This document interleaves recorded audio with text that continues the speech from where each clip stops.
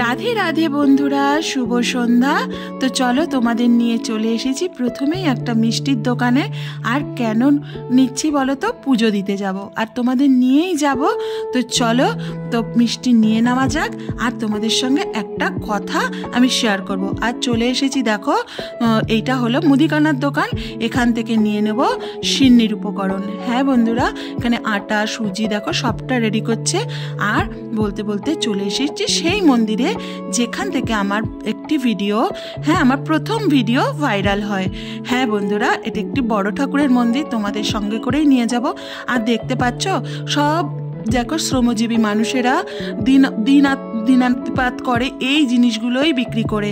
কেউ ফুল বিক্রি করে, হ্যাঁ কেউ এই যে মুদিখানার দোকান কারোর, বা তো কেউ ফলের দোকান। এই মানুষগুলোর ওপরেই এই মন্দিরটা নির্ভরশীল।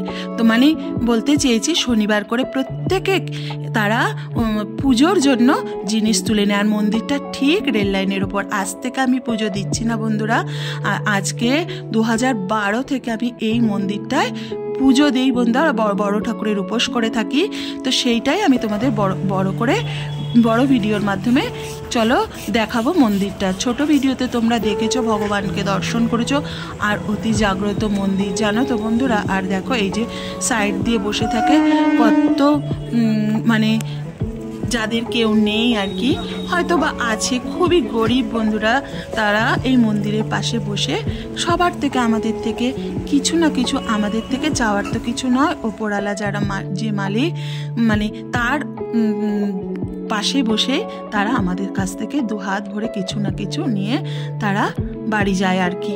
তো দেখো চলে এসেছি মন্দিরে, তোমরা দেখো। আর পুরোহিত মশাইও খুব সুন্দর করে পুজো করেন বন্ধুরা। আমার তো ভীষণ ভালো লাগে বড় ঠাকুরের মন্দিরে।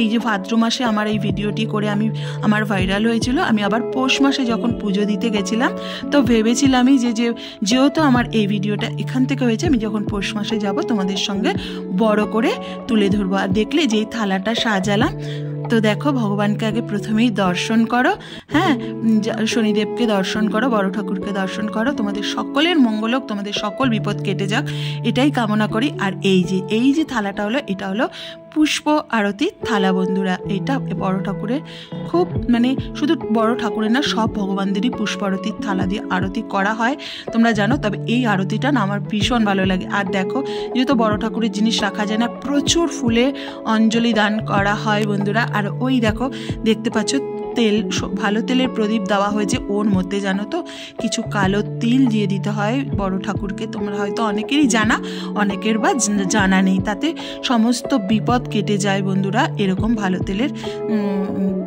প্রদীপ দিলে, ভালো তেলের প্রদীপ হতে তিলের তেল দিতে পারো, হ্যাঁ বা সর্ষের তেলও দিতে পারো, এবং কিংবা ঘিয়েও দিতে পারো, কিন্তু কালো তিলটা দিয়ে দিতে হয় বন্ধুরা।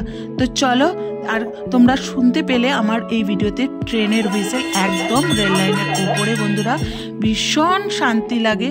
তো ঠাকুর মশাই আরতি করছেন। আর দেখো, আর এই মাসি দুটো প্রতি শনিবার ওনারা ভোর হতেই চলে আসে। আর এত সিন্নি হয় বন্ধুরা, লকডাউনের পর থেকে একটু কমে গেছে, নাহলে আরো হতো। অনেক মানুষ প্রসাদ নিত, যেন এই প্রসাদেই না। আর একটা বিশেষ মাহাত্ম্য হচ্ছে প্রসাদ, এই প্রসাদ নিয়ে না মানে রাতের যে সেবা, সেটা যেন এই সিন্নি প্রসাদেই পেট ভরে যায়। তো রাধে রাধে বন্ধুরা, কেমন লাগলো? তোমরা সকলে আমার পাশে থেকো, তোমরা সকলে ভালো থেকো।